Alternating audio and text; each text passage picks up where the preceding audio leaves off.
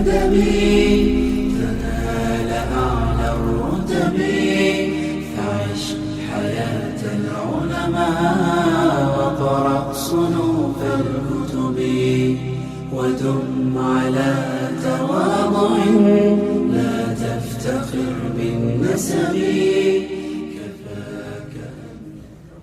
السلام عليكم ورحمة الله وبركاته. بسم الله الرحمن الرحيم، الحمد لله رب العالمين، وأصلي وسلم على نبينا محمد وعلى آله وصحبه أجمعين من تبعهم بإحسان إلى يوم الدين، أما بعد. جزاكم الله خير for coming back for our third session, inshallah. So we're going to start picking up the pace a little bit because the hadith are getting a bit shorter. So today, inshallah, we're going to take two hadith.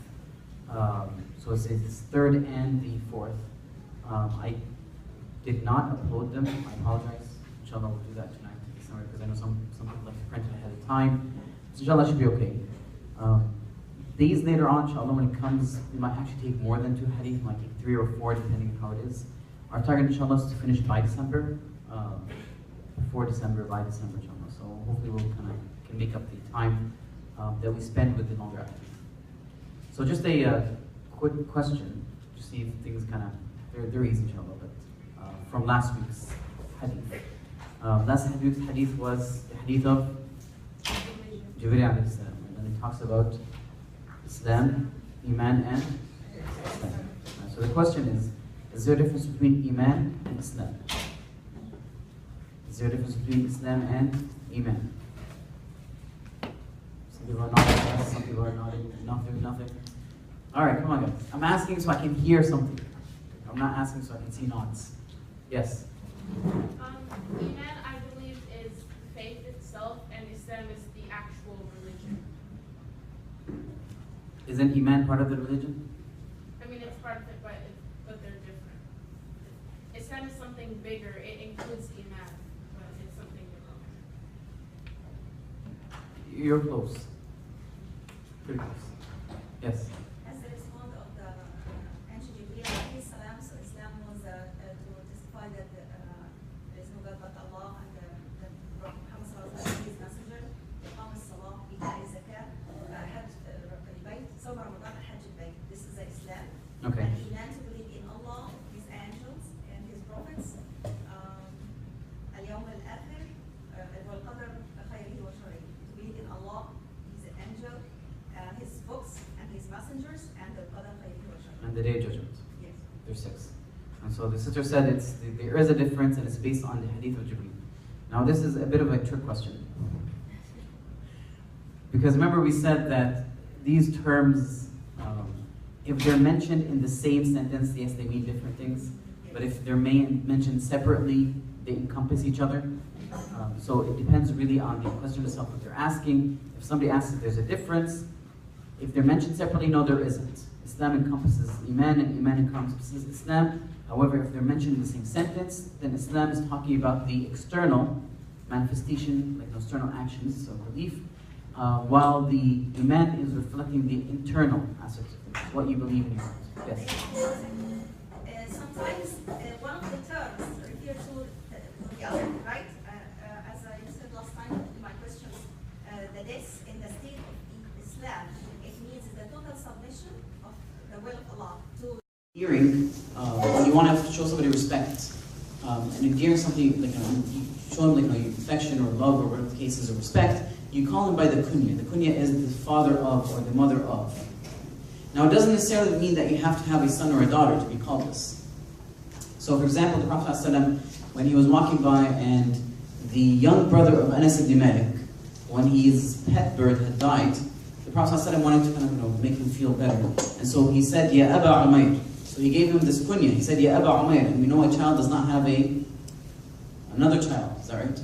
If you're a child, you cannot really be a husband and have family. So it makes no sense. You're unable to do that anyway. But he still gave him, he called him Ya Aba Umayr, the father of Umayr. It just tells you that's not necessary. Aisha radiallahu anha. Did Aisha have any children?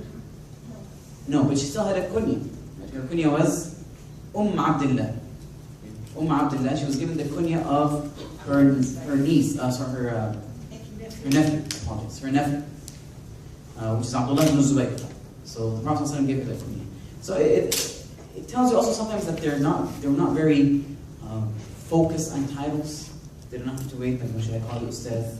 Should I call you, like, Sheikh? Should I call you Amir? They knew it's a sign of respect to be called by that kunya. And so this is the kunya of Abdullah ibn Umar, the son of Umar al-Khattab, and it's Aba Abd al-Rahman.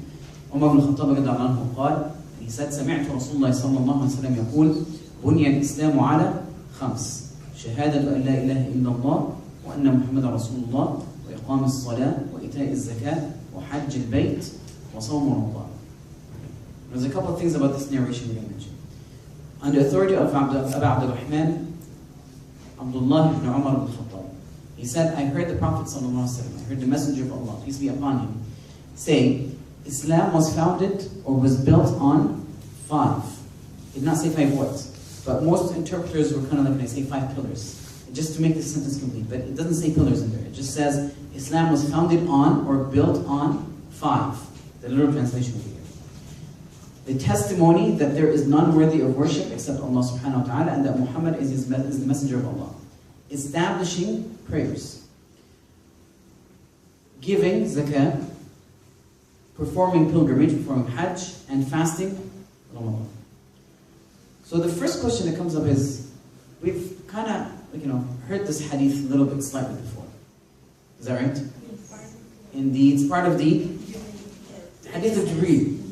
So why would Imam Nawawi kind of repeat himself? It's usually not a sign of wisdom to repeat yourself. Usually, unless necessary. Unless necessary. So why did the Imam Nawawi rahimahullah repeat this hadith? The change. Because the hadith in the first hadith, they said at the end, this is the 4th pillar in this. Okay, there's a nice story associated with it. I'm going to mention it in a second. But maybe that's not the reason I mentioned it. It's a good point, because quite often sometimes narrators mention different narrations to point out different differences. But in this case, we have to remember the point that Imam Nawawi rahimahullah is writing this book. He said that these are the foundational hadith that every Muslim needs to know to be able to live his life properly as a Muslim. But yet, and so we have to put that in mind while we're trying to explain why he repeated it. Maybe the foundation and the importance of these foundations of Islam. The importance of this hadith. So essentially the importance of the 5 pillars. But there's an added information over here, is that the Prophet ﷺ is giving a metaphor, a metaphor of what is the foundation of Islam. So the other hadith, just like he was asking what's Islam, so he gave him this 5. But people can argue there's other hadith that indicate there are other actions that fall into Islam. And so the other hadith is just talking about external actions, that Islam is just external actions. And there are many and plenty. But over here in this hadith, the Prophet ﷺ is pointing out and saying there are fundamentals. There are, if you want to call them pillars, there are foundations that are important and necessary, and these are the 5 foundations. Without these 5 foundations, you really, there's something going on over here. You have to check yourself. And so this is why many of the scholars said that the Imam Nawawi might have repeated this, is because of the importance of those foundations, of why they were mentioned.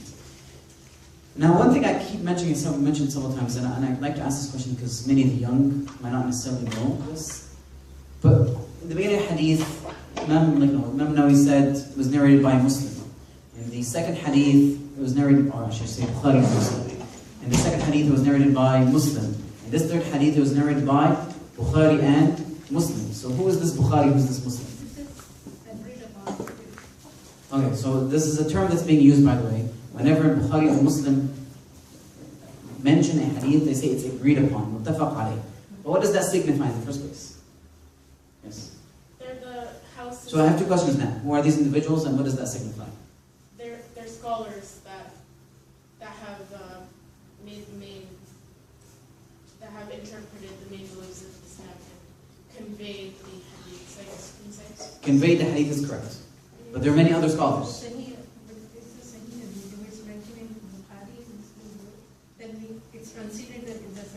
Okay, good. So the sister is saying over here that Imam Bukhari and Muslim, when you mention them, it's because their hadith are considered sahih, which means authentic. Sister at the back had a... I was going to say they're 2 of the 6 main books of hadith. Excellent. So there are 2 of the main 6 books of hadith. So there's Sahih Bukhari, Sahih Muslim. What are the other 4? I just hear mumbling in the back. Nisa'i, I heard Nisa'i. Tirmidhi, Ibn Majah, and? No. Abi Dawood. Alright. So Sunan Abi Dawood, Ibn Majah, Tirmidhi, and Nisa'i. So, why do they call it the 6 books of Hadith? It's because these 6 books took it upon them, the authors took it upon them to collect the Hadith of the Prophet ﷺ. Now, it does not mean all of the Hadith of the Prophet ﷺ, are gathered in only these 6, but it means that the essence of all the teachings are encompassed in these books. There are many other books, such as Musnad Imam Ahmed. Imam Ahmed has his book, and it is by far the largest book of Hadith. Musnad Imam Ahmed. There's Muwatta Imam Malik. There's Sunan al-Darimi. There's many other books. But these are considered the 6 ones because they encompass the majority of the teachings of the Prophet ﷺ, but they also have conditions is that they collected only ahadith, narrations. Other books have things mixed with them. For example, Muslim Imam Ahmed, he would sometimes narrate things that are mentioned by the Sahaba themselves. Muwatta Imam Malik also has some fatwa. And so they say, okay, we just want something that is complete. But the Bukhari and Muslim are special because they are the only 2 that place the condition that everything in their hadith is authentic. But we have to realize we don't take it for face value. It's just because they made that condition, we agree with them. What gives Bukhari and Muslim their true value, what gives them its true value, and makes us trust those books, is that all these other scholars of Islam have taken the book of Bukhari and Muslim, the scholars of Hadith that have known the sense of Hadith, how to understand it, know whether it's authentic or not, and went through every single one of those Hadith, okay, and kind of put them underneath the magnifying glass and analyzed them. And all of them agreed with the Bukhari and Muslim. And this is what gives the Bukhari and Muslim its value. It's not because they made a statement, they said, although the Imam Bukhari and Muslim are very well respected, they're in their own rights, they're excellent, great scholars, but in the end they're human. But what gives us confidence is that the entire ummah, their scholars of hadith, have unanimously said that those are authentic. Is that understood? Yes. And so this is what really gives us the value of it. And I'm saying this because when people are growing up, especially young ones now, they kind of lose track of what Bukhari and Muslim is, what's important. We have to realize that our sources we take our fundamentals of religion. Our sources are the Quran and the Sunnah. Those are the main ones. Now there are other things, of course, involved, such as ijma', which means the unanimous opinion of the scholars. And then there is the qiyas, which essentially means you're measuring one thing to the other. Now there are other sources that are not really mentioned, which we'll have to go into. These are called usul al-fiqh, which are the fundamentals or the principles of fiqh.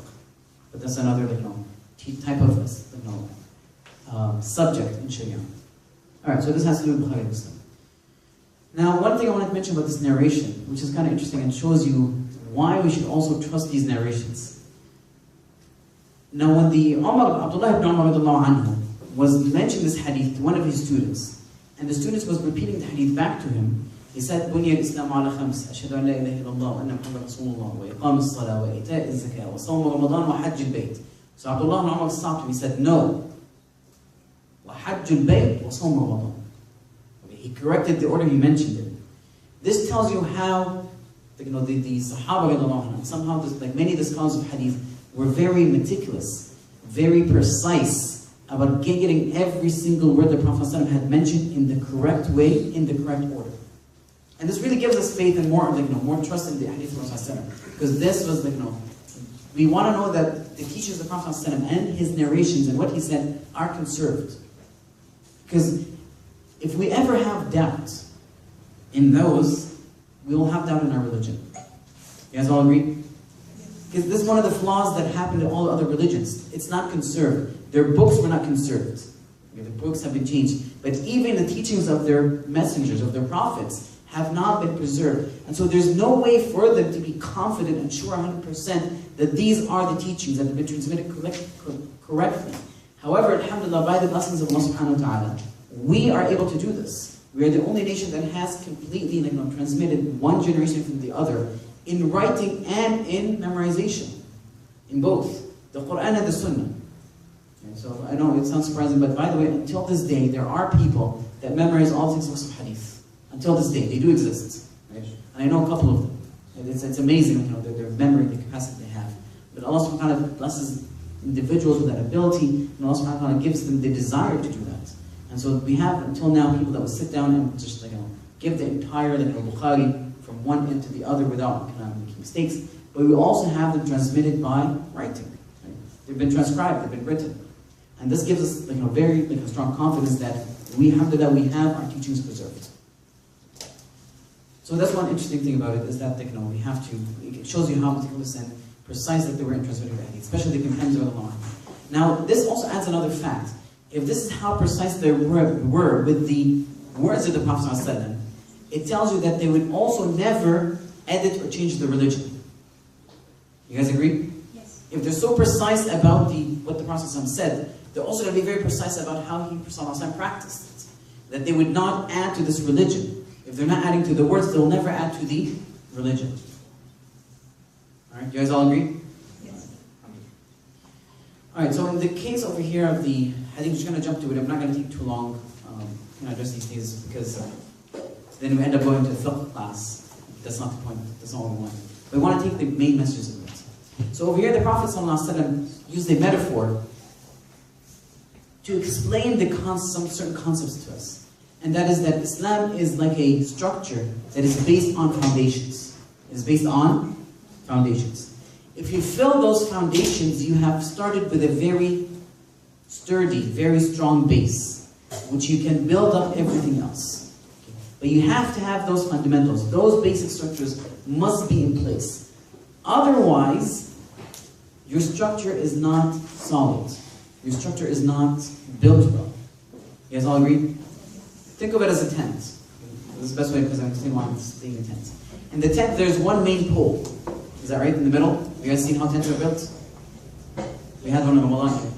There's always a main pole in the middle. No matter how big, how small, sometimes, often, actually small ones can do it. But anyway, like a big structure has to have a main pole, a central pole in the middle. Okay? That's the, builds everything else. And then you put on top, and then there's structures on the side that hold the remainder of the tent. Those are the 4 structures. So you can think of the middle pillar as the shahada. Okay? That erects everything. And then the other 4 things are also main structures. Now without any of these, for example 4, without prayers or without zakah, what happens to your structure? Yes? It tilts and it collapses. It tilts and it could collapse, but not necessarily. Because you still, one side is out, think of it as a tent, goes down, but you still have the remainder of it. You can erect it back up again. Now what this tells you is that if a person is lacking any of these pillars, then the entire structure is threatened and compromised, and a person can actually be in danger of falling out of this religion. They're in danger. They haven't fallen out of the religion with some debates. Now I'm talking about the 4 pillars over here. I'm not talking about the main super pillar. Like the main super pillar, which is the shahada. Obviously, we're all agreeing if somebody doesn't have the shahada, then he's not in the religion in the first place. He hasn't erected the main structure. The main pole has not been placed. Similarly, a person who had it and then negated it. So for example, a person who says that I bear witness that there's only one true deity worthy of worship, and then he goes and worships a cross. Obviously, he negated this. And if he does that, then the main pole is not there in the first place. So the entire structure collapses because he took the main pole out. However, the other ones, it indicates, if you don't practice them, is that your foundation is severely defective. And that you're in extreme danger. You're right at the edge. At any moment, you're threatened to fall out of this religion. May Allah protect all of us. But it tells you also the importance of really working at those 5 foundations. Making sure that your shahada is strong and understood and practiced. That's your main pole. And then the 4 other ones are necessary and required. You must make sure that you follow them. If you don't have enough money to pay the zakat, that is fine, but you at least make the intention, and you know that if you have the money and the ability and the wealth to pay zakat, that you will do it. When Ramadan comes in, you fast it. When you're able to do hajj, you will do hajj. And so you should not compromise that building. Now, one thing this hadith also tells us is that not all foundations are equal in strength. The strongest of them all and the most important is the shahada. Alright, what about the other 4? I have to say that there are some scholars and opinions that say if you leave the 4 structures, other ones, the prayer, the fasting, the zakah, and the hajj, if you leave any of them, you're also out of the realm of Islam. Now this is very dangerous. The last thing we want to do is to put ourselves in a position where scholars debate about our Islam. You don't really want to do that. However, this is a minor opinion. The majority of scholars don't have that opinion. From there is another difference of opinion. One opinion says, no, there's one other pillar that is important. If you do not perform, and if you leave purposely. Now, we're not saying you're denying it. If you deny any of these other structures, you're out of the realm of Islam. We're saying that you just leave it out of laziness, out of whatever excuse we try to make, that if you leave that one, you're out of Islam. And that's the prayers. In fact, this is the opinion of Ahmed Mohamed. He says that a person who leaves prayers out of laziness, and this is not just Imam Mohamed, many scholars, that if you leave the prayer out of laziness, completely, you're not praying, out of laziness or whatever excuse you want to have, then you're not truly a Muslim. And it's based on several evidences, but the basis of it is that if you truly believe in Allah subhanahu wa ta'ala, and that He created you and that He has to be worshipped, He's a deity, then you're really not acting upon it. And if you're not acting upon it, it means that you truly don't believe it. This is the basic, but there's other evidences. The majority of scholars don't hold that opinion. The majority of scholars hold the opinion that if you do not perform the other pillars of Islam, you're not out of Islam, but you're in extreme danger. Anything can shake you, because when you have a shaky building that's not built well, the least vibration, what does it do to it? It collapses. And this is very dangerous, especially in the environment that we live in. There's a lot of things that as we go through this life in the country that we live in, or in the Western society, whatever the case is, when I call it, we are faced with things that sometimes can shake a person's iman if their foundation is not stable, which means that they can collapse anytime very quickly. So this is very dangerous, and we have to be careful of that. Now the Hadith also teaches us how to prioritize things. It's important. Yes, we're saying that the 5 pillars are the foundation, which means that there's something beyond the foundation. You guys agree? The building has the structure. Once you do that, you can put the doors, you can put the windows, with the decorations. All these are the other acts of submission. All these are the other acts of submission, anything that we call Islam, which also includes, for example, moving harm from the road. Yes. Okay, this is an act of Islam. If we move that at the end, but these are the end. These are the decorations. But this is the window, whether you want it tinted or not tinted. These are the doors, and so forth. Now, what I'm saying, prioritize over here. It makes no sense for a person to try to start building doors and windows when he doesn't have a foundation, or when the foundation is not solid. You guys agree? Yes. Can you imagine a person before he puts those poles, he's just sitting there making a door and putting it, nothing around it, or a window? It looks kind of funny, right? You think of this person as what's wrong with this guy? Like al-Aksarin A'mala. No, that's different. I mean, it's not sincerely for the sake of Allah. So this is like one of the no, this has nothing to do with sincerity. We're talking these people. This is an individual who is a Muslim. He has made, he has come into Islam, but the foundation is shaky. Now I'm saying, the reason I'm saying that this guy looks funny is because sometimes, whether knowingly or unknowingly, we do this in our life. We ignore the principles and then we fuss about the other things.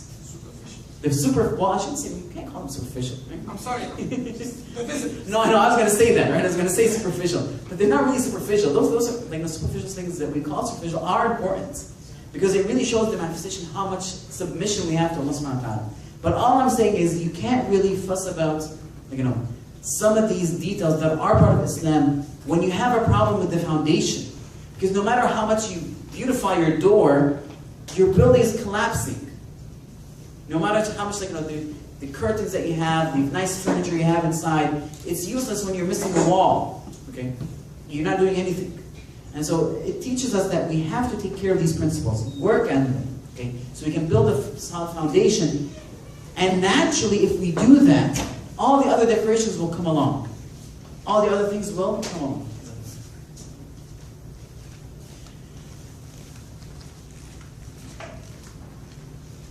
Now, when we talk about prioritization, the most important one of those is the shahada. Okay? We mentioned that because this is what erects your structure. Now, what the shahada in essence does, it really sets your compass. It puts in perspective your whole life, your mentality of how you should think. It is the first few steps to completely submitting, or actually it is the step to submit completely to Allah subhanahu wa ta'ala. When you set your compass to the proper destination, which is seeking the pleasure of Allah subhanahu wa ta'ala, by that shahada, when you say ashhadu an la ilaha illallah. Now at the same time, when you say ashhadu anna Muhammadan Rasulullah, you also have set the track you're going to take through that destination, the road you're going to take. It is one thing to know where you're heading, and the other thing is to know how you're going to head there. You need both to get there. This is why we have Google Map, or some other map. We stopped memorizing the roads now. Remember, no, I shouldn't say this. But anyway, actually, I was fond of maps. I used to love maps before we had these things.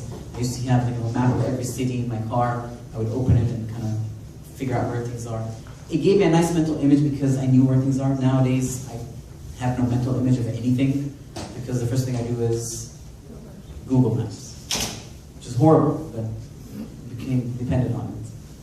But anyway, the point is you need a road. You need to know the direction. You have the target, which is the pleasure of Allah subhanahu wa ta'ala, the reward of Allah subhanahu wa ta'ala. And how to get there is accepting that the Prophet Muhammad sallallahu alaihi wasallam is your messenger. Following in his footsteps, because he set the track for us, sallallahu alaihi wasallam, in the most easy of manner. And he did not just do that, sallallahu alaihi wasallam, but he told us what to beware of. He showed us the clear signs, this is what you should follow, and be careful on the road, you're going to find this, and that. So he even gave you precautions to take. And so it's important for us to set this compass, to follow it. Now what this also does, it brings into harmony altogether our mental state, our physical state, and our spiritual state. It really does. Because when you set that compass, you have set your spirituality in target. And your mind, it's clear for you who you are and where you're going. At the same time, your body is submitting and it's practicing. You have complete submission of everything. And in reality, this is what it means to enter this religion wholeheartedly. To enter this religion completely. It's to have your mind, your soul, and your body in harmony together in that one target. This is how you truly attain peace and happiness. This is how you are, psychologically stable. This is how you spiritually feel, comfortable. You feel fine, you're good. Whatever faces you, you're okay. Otherwise, if you don't do that, no matter how much enjoyment you have in this life, if your mind, spirit, and body are not in harmony together, you're missing something. Because we made all these things. We have a soul and we have a body. And we have an intellect to think with. If they are not aligned, you will suffer anguish. You will suffer stress. You'll always be stressed in one way or another, or unstable, or whatever the case is, okay? You're going to be distressed. Even though people might see that you are the wealthiest person and enjoying life straight, from the beginning to the end, but they don't realize internally you are distressed, and you will be distressed. This is how we can understand, a few weeks ago, one of the most popular, I shouldn't say artists, because I don't consider it art, but musicians, right? Lead bands, I forgot which band. He committed suicide. A few months before last year, they committed suicide. Now you talk about individuals who are considered the most popular. Okay? They have wealth, they have money, and they claim to do whatever they want, they're traveling the world, but yet, although they have everything they desire, it's because they don't have their spirit and mind and body aligned properly. They will never be happy.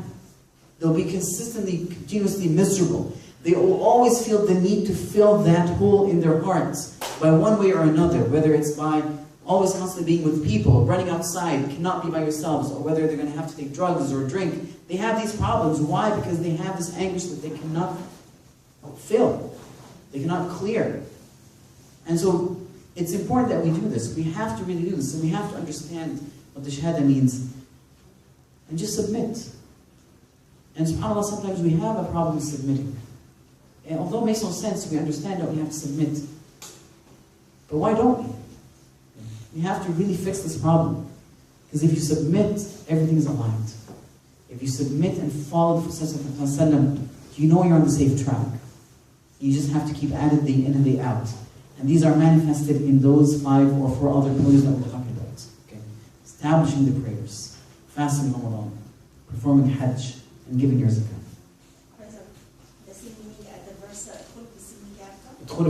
Yes, so the same meaning of the Quran, Allah subhanahu wa ta'ala said, okay. So all you who believe, enter entirely, completely in religion, in Islam. Now, one kind of interesting about the acts of worship, which I'm going to mention before I move to the last point of this hadith, inshallah, is that this hadith shows that acts of worship are either acts of performance or acts of avoidance and abstention. Okay? What does that mean? Prayer is an act of action. You're doing something.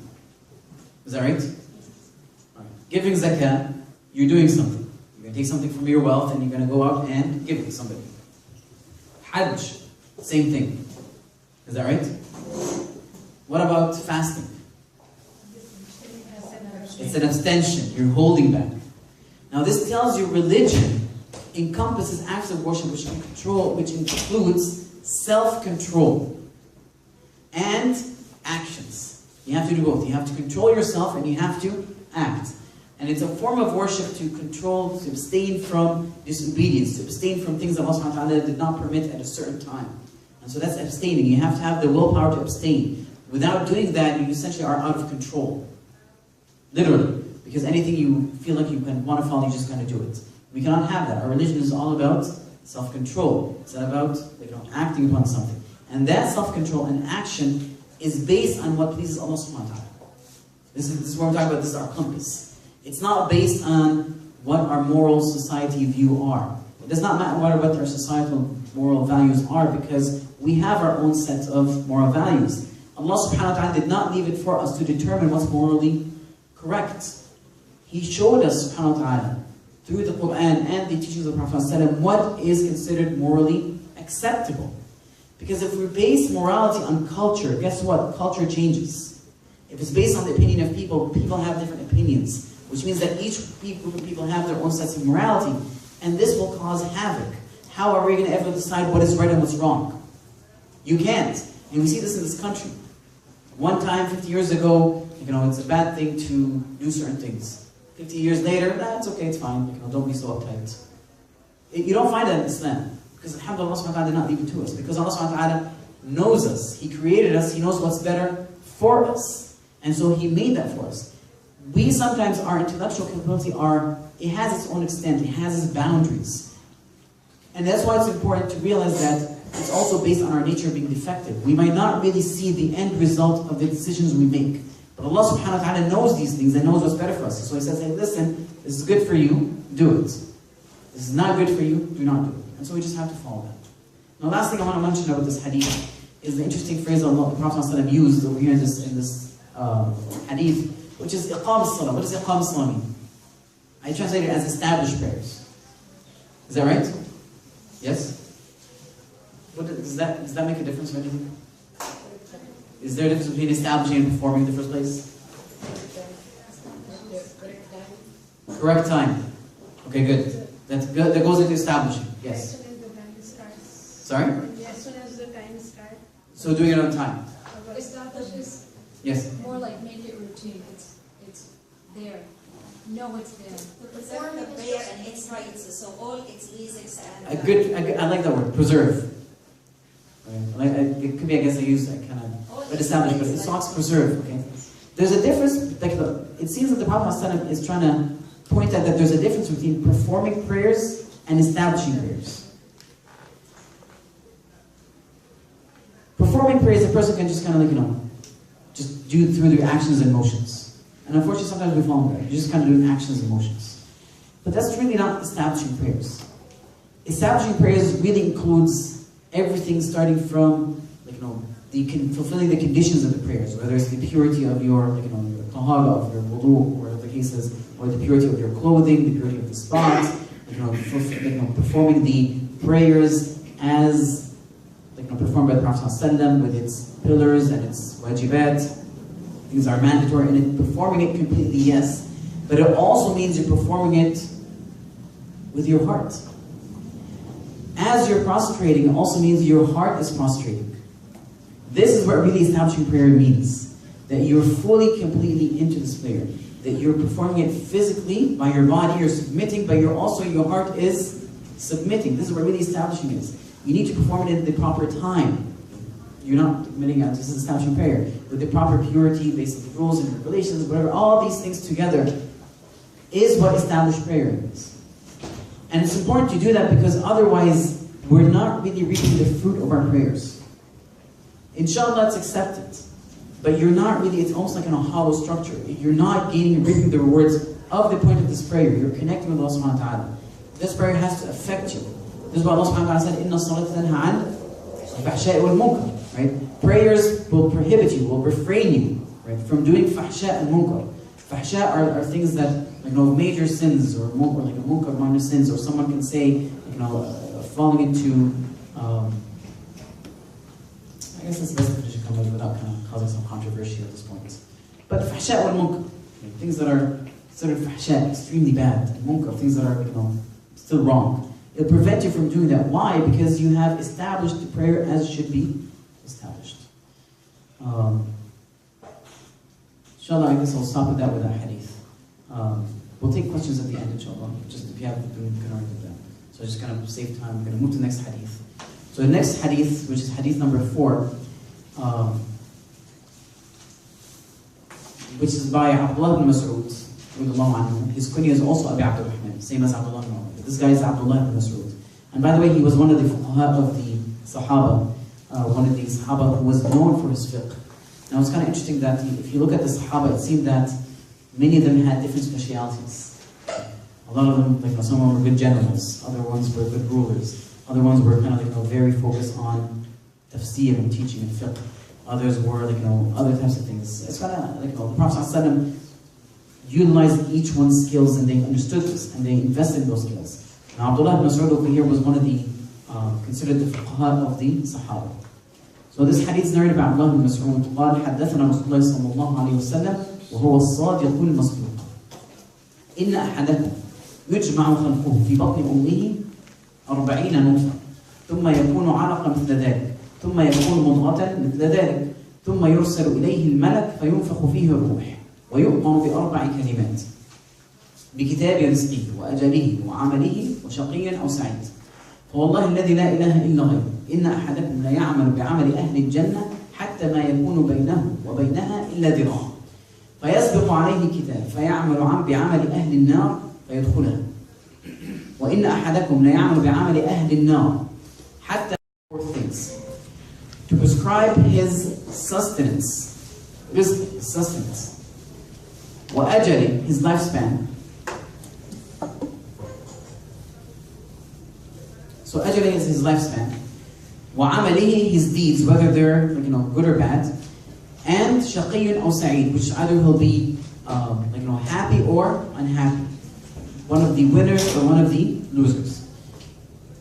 And then he said, I swear by Allah, other than whom there is no God, certainly one of you will definitely perform or would be performing the deeds of the people of paradise until there is not between him and paradise except an arm's length. And then what has been recorded will overtake him, and he shall perform the actions of the people of the hellfire, and then he will enter it. And certainly one of you will definitely perform the acts of the people of the hellfire until there is not but a distance of an arm length between him and the hellfire. And then what has been recorded will overtake him or overcome him, will overtake him, and he shall perform the actions of the people of the heaven or paradise, and then he will enter it. So to be honest, there's a lot of things we can learn from this hadith, but I'm just going to focus on 3 main points, okay, or 3 kind of stops on this hadith. Now I mentioned that we have to understand that sometimes if we have ever faced by things like these in the unseen, okay, things that are in the unseen, we have to know that the Prophet ﷺ speaks the truth. Okay, and Allah subhanahu wa ta'ala speaks the truth. And our only source to know what's in the unseen is revelation. That's it. Now the first stop has to do with the understanding of embryogenesis. You guys know what embryogenesis is? Is there any doctors here? I know I had 2 doctors before. Are there any doctors here? You're a doctor, right? What kind? General physics, okay. Hopefully you remember this. I teach developmental biology, but I forgot a little bit of information. I'm just going to have to confirm this. So from this, if you notice the hadith over here is talking about the embryogenesis, which means the development of the embryo, how we start in the wombs of our mothers, the different stages that we go through. And so it mentions over here 3 different stages. Now that's not the problem. being a drop, and then a morsel of alaqa, which means a clinging clot, and then a piece of flesh that's almost chewed, and then he stops it there. In the Quran, there's other continuation of it, which talks about the bone and then the meat on top of it, and so forth.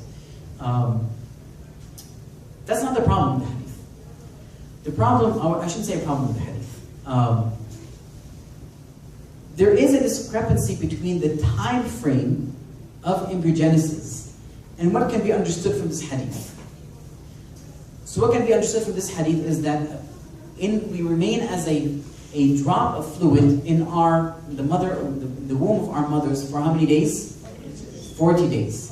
Okay. And then after that, for another 40 days, it becomes a clinging clot. And then after that, 40 days, it turns into a morsel of flesh, a piece of chewable flesh. So how many days in total? 3 months. 3 months. So it's 120 days, not 3 months. So it's 40, 40, 40, that's 120 days. Which means by the end of 140 days, we have a piece of chewed flesh. Now is that how it is? Are you sure? There is a bit of a discrepancy. In reality, it's not. If you ever look at the shapes of the embryogenesis, now I'm going to tell this is the problem of the time frame I'm talking about. Based on this hadith, by the time there is 120 days, the embryo has not formed a shape. Like you cannot see a distinction, a clearly shaped, human being. Well, in reality, this is against what we know as a fact medically. Medically speaking, within, I think about 45 to 52 days, you can actually start seeing limbs and a head and fingers and so forth. So how do we deal with these things? Now, this is why I'm mentioning this, by the way.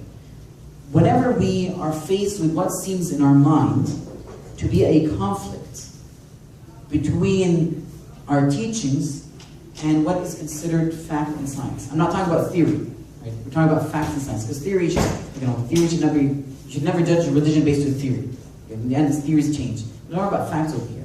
Whenever we are faced with a situation where in our mind, we think that there's a conflict between what our teachings are and what is medically considered a fact, what do we do? Now, when it comes to these things, people fall into different categories. There are individuals whose faith is pretty weak, pretty shaky. They're right at the edge. When something comes like this, the first thing they'll do is dismiss this religion. They say, listen, look at this, okay? And they might just kind of leave their religion. There are people that do that. And unfortunately, it's based on their lack of knowledge, their ignorance, their trust in science, which changes more than the trust in Allah subhanahu wa ta'ala and the Messenger. So this is one group of people, this is how they sometimes deal with it. Another group of people, the way they'll deal with it is, they say, why should I concern myself with reconciling this? Just kind of let it be. And then they continue to pray and fast and do whatever as Muslims. However, they have not reconciled what initiated or seems to be a conflict in their mind. Now this can be very reckless and very dangerous, because it can be still remaining underneath there and can come back every once in a while and cause some issues with the person. A third group of people, what they can do is they can dismiss the science. So the first one would dismiss their religion. The other category would dismiss the science. And I'm talking about the facts in science. I'm not talking about theories. Once again, theories is not the point of debate. Theories, because we have to admit theories are called theories for a reason. I'm talking about facts. They'll dismiss the science and say, what do these scientists know? What do these doctors know? And so they'll deny these things. And when they end up denying, it seems like to other people, they're denying facts. And this might cause a problem. Well, a big problem, because it's not the right approach to have as an explanation to others to do this, because other people really want to reconcile this in their mind. They want to have something that's sensible, tangible. So this approach is not necessarily the right thing, because once again, remember, you have to talk about this in your head. We're not talking about reality, because in reality, Islam does not contradict with science facts. We have to acknowledge this. Allah subhanahu wa ta'ala created this creation, revealed this religion. He knows his creation, he knows the religion, he will never contradict these two things. It makes no sense. Allah subhanahu wa ta'ala is wise, he's knowledgeable. And so in reality, this is what I'm saying, this is conflicts that you think are there in your head. They're not necessarily there in reality. So, one group of people might do this. Another group of people, they will try either to kind of explain away the science or explain away the hadith. So they don't negate it, but they try to explain it away. Now the more correct approach is try to explain the hadith and its teachings in a language that modern man can understand and can relate without compromising the fundamentals of their faith. Now in the case over here, we really don't have a big of a problem, a huge of a problem, yes? It's basically trying to make the hadith and the science coincide, or... You don't have to, they do coincide. See, this is the thing you have to realize. Our religion does not contradict science facts, period. They don't. You might... Alright. Misconceptions that you have when you don't realize they're misconceptions might lead you in your mind to think that there is a conflict, when in reality there isn't. Because you have a misconception, you haven't cleared it. Okay? Now in our case over here, to be honest, we don't really have a big of an issue. Now, what's interesting is that what's causing this problem from this hadith is reality in the place of one word. Just one word. No. إن أحدكم يجمع في بطن أمه نطفة 40 يوما نطفة ثم يكون مثل ذلك. So each one of you is gathered in the womb of his, or in the stomach of his mother, 40 days a nutfa. Okay, so we said 40 days, and then in the stomach of the mother, and then a nutfa. ثم يكون مثل ذلك. So ذلك over here will refer to the nutfa. Okay, and the nutfa is therefore 40 days. So we said that means that this period next to it will be 40 days. In reality, this word nutfa, although Imam Nawawi says it's narrated by Bukhari and Muslim, I myself looked at the narrations of Bukhari and Muslim, they don't have this word in there. This word is not in there. This word was later placed in by some of the interpreters or the narrators as an explanation, and it was mistakenly put in the hadith.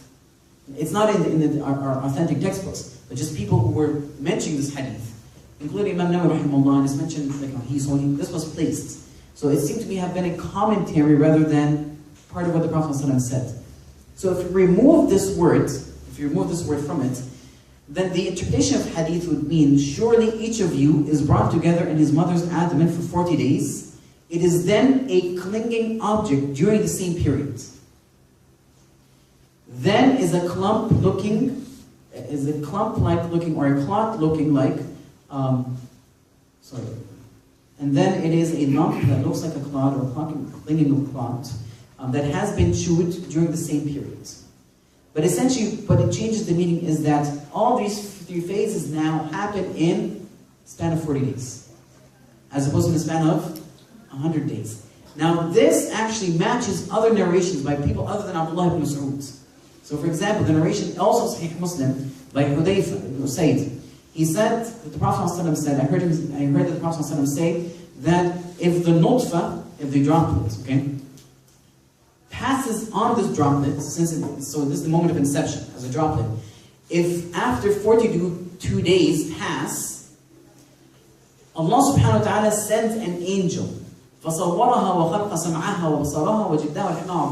After those 42 days, or after this, in this period of time, Allah subhanahu wa ta'ala sends an angel who will shape that nutfa into its creation.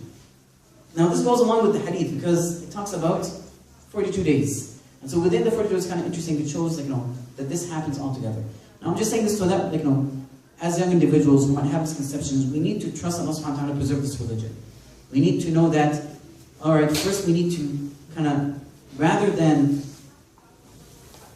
accuse the religion, we have to accuse our own understanding, because we might have a misconception. We should seek knowledge to clarify this. And in our case, it's very simple.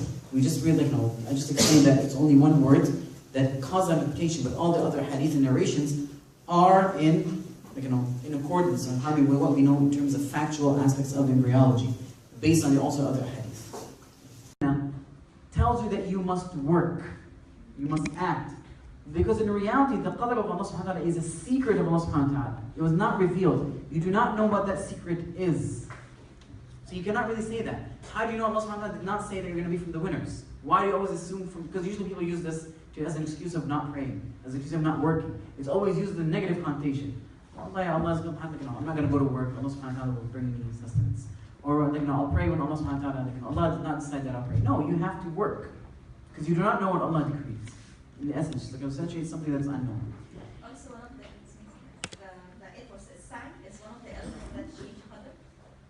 We'll come to that later. It's not completely true. It depends what qadar you're talking about. Sorry, the third one, not the qada, the qadar. Okay, we'll leave that to the end, inshallah. Because I have to finish in time, because somebody gave me a sign that I have 10 minutes. I just want to finish this one. So essentially, okay, to put it in perspective, okay, you have to realize that you have willpower, okay, that Allah subhanahu wa ta'ala give you the ability to do things, and He gave you the ability to act upon your willpower. And so I kind of moved this from here to there. Who did this? I did, okay. But yet it is in accordance and within the, superseded by Allah subhanahu wa ta'ala's will. I willed to move this and I did it, but it was with the Mashiach of Allah subhanahu wa ta'ala. So this is how we should understand it. And so I still do the action, I still have to do the action. I still have to perform it. And so it's a secret of Allah subhanahu wa ta'ala, so you can never really determine this. And I mentioned, Allah subhanahu wa ta'ala had, and the Messenger of Allah subhanahu wa ta'ala told us that we have to work. We need to work. Allah subhanahu wa ta'ala told the companions, when they asked this question, He said, "I'malu, فَكُلٌّ يَسَّرُ لِمَا خُلِقَ لَهُ." Work and act. Each one of you will be facilitated to what he has been, written upon. But once again, you don't know that. Now the third stop that I'm going to mention, this kind of qadr really quickly. So this third thing I want to mention, it has to do with the last segment of hadith, which can be very worrisome, and we should be worried about it, is that it tells us that any one of us can be performing acts of the people of paradise until we are so close, we're almost there, but yet what Allah subhanahu wa ta'ala had wrote overtakes us, and then we perform the actions of people of the hellfire and we enter it. And on the other hand, there are individuals, they are acting upon the actions of the people of the hellfire. And they do that so they're so close, khalas, they're going to enter. And yet Allah subhanahu wa ta'ala allows them, the book overtakes, what is written has overtaken them, and then they act upon the actions of the people of the heaven, and then they enter it. Now, from this last section, we should realize that we should never, ever be assertive and state it as a fact that this person will enter Jannah, or this person will enter the hellfire, or this person is pious, he will enter heaven, this person is bad, he's not listening to Allah subhanahu wa ta'ala, and though he's Muslim, he will enter the hellfire. Of course, unless Allah subhanahu wa ta'ala and His Prophet told us so. So Allah subhanahu wa ta'ala and His Messenger had mentioned in the Quran or in the Sunnah, there are certain individuals we know for a fact that they are in heaven and others in hell. But other than that, we should never ever judge and be assertive and for sure and say for a fact that this person will enter the Jannah, or this person will actually enter the hellfire. We should not. Which means also, we should never lose hope if we feel we're sinners. We should never lose hope and judge people who we see as sinners, because this can change. At the same time, we should never have this sense of assurance, take things for guaranteed, that we are, alhamdulillah, we're praying, I'm good, right? I'm doing fine. But we should always be worried and sensitive and be careful. Now, the best way to understand this, this aspect of it, is to understand it in accordance to another hadith mentioned by Imam Ahmed. Right? Now, these last category over here, essentially it's symbolizing the struggle that's within us, the constant struggle between the good and the bad in us. Okay? And it has to do with the Prophet ﷺ had described there's 4 different types of hearts. So the first one is قلب أجود في مثل السراج يزهر. The Prophet ﷺ said a heart that is, the first type of heart is that's completely pure, and when there's a shining light. And so in the hadith, the Prophet ﷺ said this is the likes of the believer. Now, it's pure, and it has the light of faith in him. Now, the second heart, the Prophet ﷺ said, قَلْبٌ أَغْلَفٌ مَرْبُوطٌ عَلَى غِلَافٍ, that this heart is sealed, and there's a tie on that seal, which means nothing enters. That is the heart of the disbeliever. The third heart, قَلْبٌ مَنْكُوس, a heart that has been placed upside down, that is the heart of the munafiq, the hypocrite. Because he knows the truth, but he did not follow it. He knows the truth, but he denied it. And the last one is the one I want, because it reflects this hadith, you can understand it. The fourth one is قَلْبٌ, the Prophet ﷺ said, قَلْبٌ مُصَفَّح. قَلْبٌ مُصَفَّح فيه مادتان فيه إيمان ونفاق. That this heart is a mixture. It has a mixture. In it, there's a iman and there is a hypocrisy. There's nifaq in it. And he gave the example, this last one, the person, his heart or this individual is like a sprout. It's like a sprout, بقلة. يمده ماء طيب. There's a channel of pure water that feeds it. But at the same time, there's another channel that comes to it, right? كمثل القرحة يمدها القيح والدم. It's like an ulcer that is fed by blood and pus. So this sprout, this plant that is sprouting, is fed by two things. Pure water, which is nourishing for it, but at the same time there is pus and blood, which is very detrimental for it. Now the Prophet ﷺ in this hadith, he said, فَأَيُّ الْمَدَّتَيْنِ غَلَبَتْ عَلَى الْأُخْرَى غَلَبَتْ عَلَيْهِ. Which one of them overcomes the other, then it takes the heart. Which one of them will compete? If it's the water, the pure heart that overcompetes the blood and pus, then it will take the heart, then it will be among